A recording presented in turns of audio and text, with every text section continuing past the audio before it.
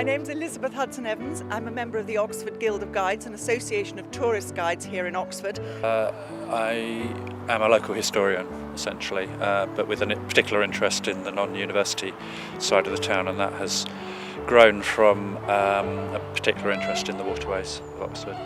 I've been doing these tours for the last 20 years.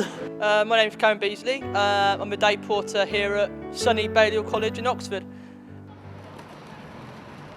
We deal with the tourists that come in, sort of telling them a bit about the college, when it started, what the college offers, as in the degrees that we do, how many students we have, all those basic things.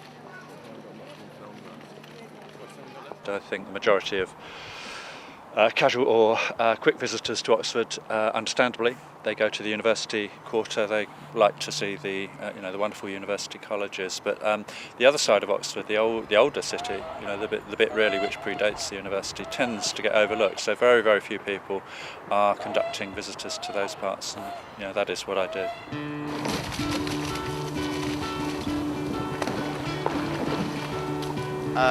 We've seen Worcester College. That's where my friend is. We just took a walk around the grounds. It's a beautiful spot there, and we just come through the town centre. We've got our own guide right here. I've been taking them around, but I don't really know anything. I do quite a lot of specialist tours because, of course, we have Alice in Wonderland and the Inklings, Tolkien and Lewis. I do Harry Potter tours. Is this where Harry Potter was filmed? That is the most asked question every day of a porter's life is, does Harry Potter get filmed here? It's not quite here. So I do very specific Alice walks that just look at all of the influence of the real Oxford on the fantasy stories.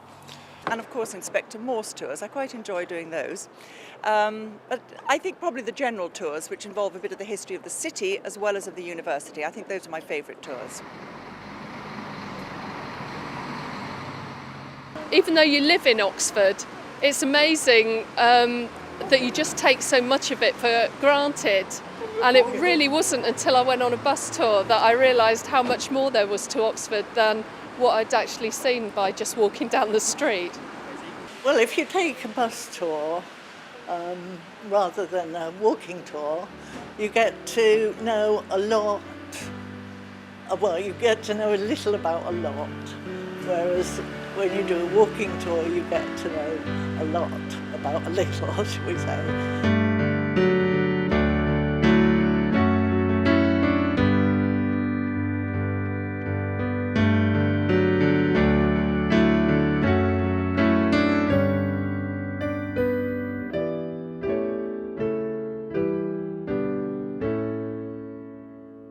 I have the kudos of actually living on the water and being able to bring the whole thing up to right up to date and see the whole continuity of how the geography and the history of this locality have actually combined to produce what we see today.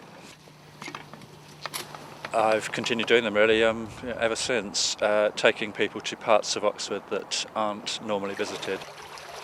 There was nothing like what we see today, and the people who did it were simply people who had an interest rather than having any strict authority to do these tours.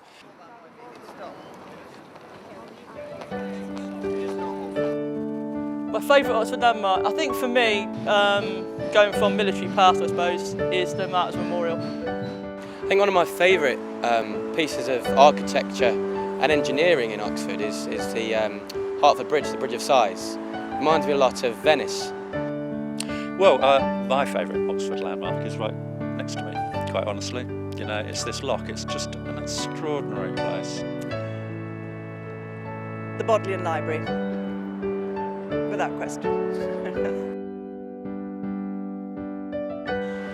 I think the Sheldonian Theatre is my favourite. I really like the Radcliffe camera, partly I think because it's been in so many films. I've heard that Pitt Rivers is really good. Is that the natural history, the one that has dinosaurs in it? Yes. Okay, yeah, I've been there before, man. It's good.